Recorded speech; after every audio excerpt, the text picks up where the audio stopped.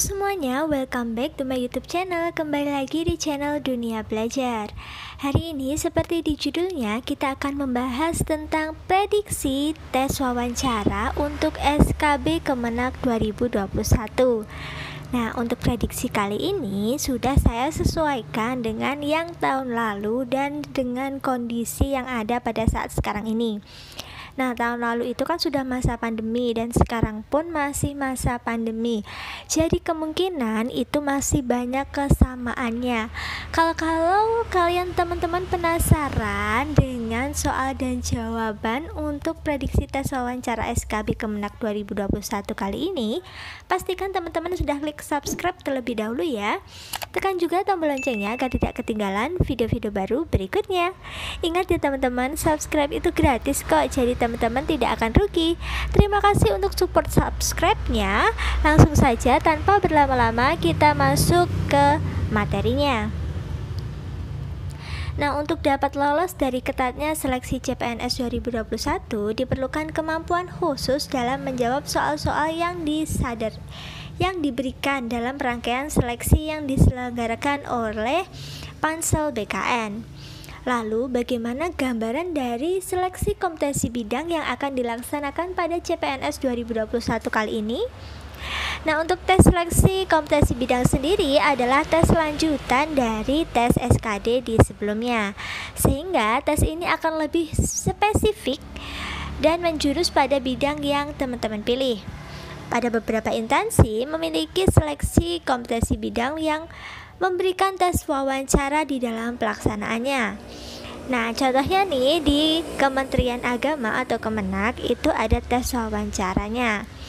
Nah, kalau teman-teman penasaran dengan tes wawancara di lingkungan Kementerian Agama pada seleksi CPNS 2021 ini, simak terus videonya ya.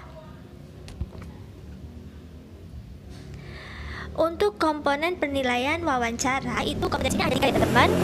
Yang pertama ada kompetensi kebangsaan dan moderasi beragama. Yang kedua ada ketaatan beragama dan kepribadian yang baik. Dan yang ketiga memiliki karya atau pengabdian disiplin dan kinerja. Nah, untuk komitmen kebangsaan dan moderasi beragama itu tentang komitmen berbangsa dan bernegara, hubungan antar agama, hubungan intraagama. Dan yang kedua di kompetensi ketaatan beragama dan kepribadian yang baik itu adalah melakukan ritual keagamaan yang taat, mampu membaca kitab sucinya dengan baik, memiliki kepribadian dan akhlak yang baik. Nah, biasanya di yang dua ini biasanya disuruh membaca Al-Quran untuk yang muslim ya teman-teman. Terus ada praktek sholat untuk teman-teman yang muslim juga. Dan yang ketiga ini memiliki karya atau prestasi. Misalnya nih teman-teman sudah punya artikel yang terbit di jurnal internasional atau jurnal nasional yang sudah terakreditasi, misalnya seperti itu. Selanjutnya aktif di lembaga pendidikan, organisasi masyarakat atau kegiatan masyarakat. Misalnya nih teman-teman waktu kuliah ikut BEM seperti itu. Yang ketiga, memahami konsep disiplin dan semangat berkinerja tinggi. Nah, ini poinnya adalah 200. Nah, oke. Dari ketiga kompetensi itu yang akan kita bahas kali ini di kompetensi yang pertama dulu ya teman-teman, yaitu tentang komitmen kebangsaan dan moderasi beragama. Oke, langsung saja nih. Di sini nanti saya punya 8 soal dan kita akan bahas bersama-sama untuk soal dan jawabannya. Tips buat teman-teman di wawancara Kemenak itu teman-teman tidak perlu menjawab panjang lebar bertele-tele, itu tidak perlu. Yang diperlukan adalah jawaban yang singkat, padat, jelas dan sesuai dengan pertanyaan yang dituju. Jadi tidak perlu bertele-tele ya. Nah, ini ada beberapa contoh soal yang bisa teman-teman gunakan untuk latihan di rumah. Bisa di depan kaca atau di depan saudara kalian. Yang penting usahakan kalian menjawabnya dengan yakin, tepat, dan jangan terlihat grogi. Oke teman-teman, kita mulai ya. Untuk soal yang pertama yaitu apa pendapat Anda jika pemimpin Anda adalah seorang yang berbeda keyakinan dengan Anda? Nah, teman-teman bisa menjawab seperti ini. Ini hanya contoh jawabnya. Kalau teman-teman mau menambahkan itu boleh, tapi ingat ya teman-teman, jangan terlalu berlebihan. Intinya Kalau bisa itu singkat, padat, jelas, dan sesuai dengan pertanyaan yang diberikan. Oke, untuk nomor 1 jawabannya yaitu siapapun pemimpinnya, bahwa kita harus bekerja sesuai dengan profesional dan mengikuti ketentuan-ketentuan yang berlaku. Sebagai seorang ASN, kita bekerja sesuai dengan aturan dan job desk yang ada dan tidak terpengaruh oleh perbedaan agama. Nah, profesional kerja berdasarkan UUD berlaku tidak mementingkan ego dan emosional kita. Nah, itu jawaban yang bisa teman-teman gunakan jika ada pertanyaan seperti itu. Jadi, tidak terpengaruh dengan siapa pemimpinnya, siapa teman kita bekerja, tetapi kita harus berpegang teguh dengan profesionalisme kita dan job desk yang diberikan. Oke, kita lanjut ke soal yang kedua, yaitu bagaimana pendapat Anda jika minoritas yang berada di berbeda keyakinan Anda ingin mendirikan rumah ibadah dan Anda sebagai ASN yang diberi tugas untuk memberikan izin. Untuk jawaban soal yang kedua ini, teman-teman bisa menjawab seperti ini.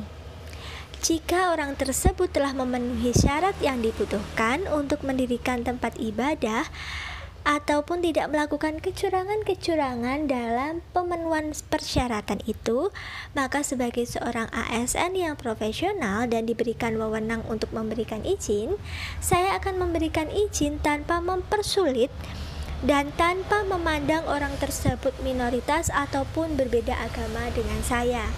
Intinya, kalau orang tersebut sudah melakukan persyaratannya, memenuhi persyaratannya, maka tidak ada alasan apapun untuk tidak memberikan izin. Begitu teman-teman. Nah, itu sudah termasuk singkat, padat, jelas, dan tidak bertele-tele. Oke, kita lanjut ke soal yang ketiga. Soal yang ketiga yaitu apa sikap Anda jika dalam kelompok bermasyarakat, di dalam masyarakat tersebut terdapat aliran sesat. Nah, jawabannya yang bisa digunakan yaitu adapun tindakan yang dianggap memiliki aliran sesat atau orang yang di sekitar kita memiliki aliran sesat, saya sebagai warga negara, khususnya seorang ASN, tidak dibenarkan untuk bertindak secara pribadi atau memusuhinya atau mengolok-oloknya, itu tidak dibenarkan. Namun yang harus dilakukan yaitu dengan berkomunikasi dengan pemerintah setempat. Dari yang terkecil dahulu, misalnya ke ketua RT atau kepala desa. Intinya setiap permasalahan itu pasti bisa diselesaikan dengan baik-baik, ada aturan yang berlaku, dan lebih baik dikomunikasikan untuk mendapatkan solusi yang terbaik. Tidak dibenarkan jika bertindak secara pribadi, dan tindakan itu bisa malah merugikan kita karena bisa terjadi perpecahan. Seperti itu. Oke, lanjut ke soal yang keempat. Ini masuk ke terorisme ya teman-teman. Bagaimana sikap Anda terhadap terorisme yang ada di Indonesia? Untuk jawaban yang singkat dan jelas, yaitu terorisme adalah hal yang tidak dibenarkan baik oleh agama ataupun bangsa manapun, karena merupakan hal yang sangat merugikan sehingga harus dihilangkan.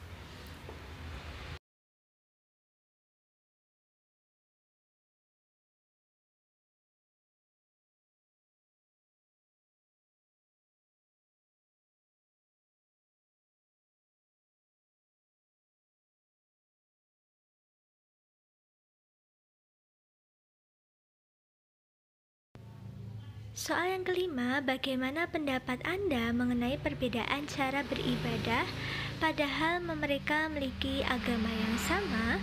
Misalnya, ada yang sholat menggunakan doa kunut dan ada yang tidak. Nah, untuk soal seperti yang di atas ini, kita bisa menjawab dengan tenang dan usahakan tidak memihak pada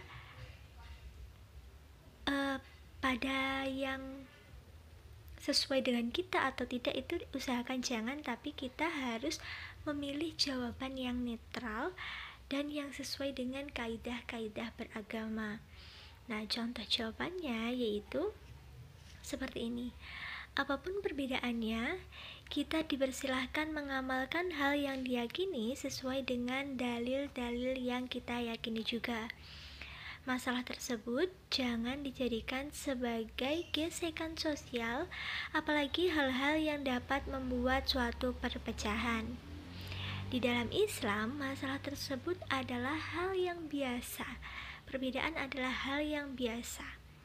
Yang terpenting yaitu mereka melaksanakannya sesuai dalil yang diyakininya, dan di dalam dalil tersebut jelas bahwa mereka tidak apa-apa tidak melakukan hal tersebut ataupun diwajibkan untuk melakukan hal tersebut. Nah, untuk soal yang keenam, yaitu di masa pandemi, apa pendapat Anda jika Anda beribadah sendiri di rumah, tidak berjamaah? Jawaban yang menurut saya paling simpel yaitu beribadah di rumah sendiri-sendiri tidaklah bertentangan dengan keyakinan agama. Terlebih lagi di masa pandemi, kita dianjurkan untuk menjaga jarak dengan orang lain. Kita juga dianjurkan mencegah kerusakan dibandingkan kita harus mengambil maslahat yang menyangkut masalah nyawa dan penyakit. Sehingga di sini mencegah itu lebih baik daripada mengobati, juga termasuk dalam ketentuan-ketentuan dalam Islam. Seperti yang sudah ditegaskan tadi, kita dianjurkan mencegah kerusakan dibanding mengambil maslahat, yaitu dengan beribadah di masjid bertemu dengan orang lain. Seperti itu. Oke, lanjut ya ke soal yang nomor 7, yaitu bagaimana pendapat Anda? Ini hampir sama ya. Meninggalkan sholat Jumat 3 kali berturut-turut dianggap sebagai seorang kafir. Sedangkan sekarang di masa pandemi kita tidak bisa melakukan sholat Jumat ke masjid. Jawabannya hampir-hampir sama dengan soal nomor 6. Karena ini adalah termasuk keadaan darurat, dan pernyataan itu ditunjukkan pada saat yang tidak darurat dan ditujukan kepada seorang muslim yang lalai dalam melakukan kegiatan ibadah. Nah, kalau kondisinya berbeda seperti keadaan darurat seperti ini termasuk dalam artian preventif atau pencegahan dengan tidak sholat Jumat di masjid, karena menghindari kemudorotan juga termasuk dari perintah agama Islam. Seperti itu. Jadi jawaban 6-7 itu hampir sama ya teman-teman. Oke, lanjut ke soal yang terakhir, soal yang ke-8. Di dalam Al-Quran terdapat surat yang mengatakan, siapa yang tidak berhukum dengan hukum Allah, maka dia adalah seorang kafir. Sementara kita dalam berbangsa dan bernegara, apakah sudah sesuai dengan hukum Allah? Nah, untuk soal nomor 8 ini sengaja tidak saya kasih jawaban, karena marilah kita berdiskusi di kolom komentar. Nah, kalau teman-teman sudah tahu jawabannya, bisa nih ditulis di kolom komentar. Dan untuk selengkapnya akan saya bahas di video di part kedua. Semoga kita masih diberi umur untuk bertemu lagi. Dan kalau teman-teman suka dengan videonya, pastikan untuk klik like, komen, dan share ke teman-teman kalian yang membutuhkan. Dan sampai jumpa di video berikutnya. Semoga lolos ASN 2021 ya teman-teman. Terima kasih.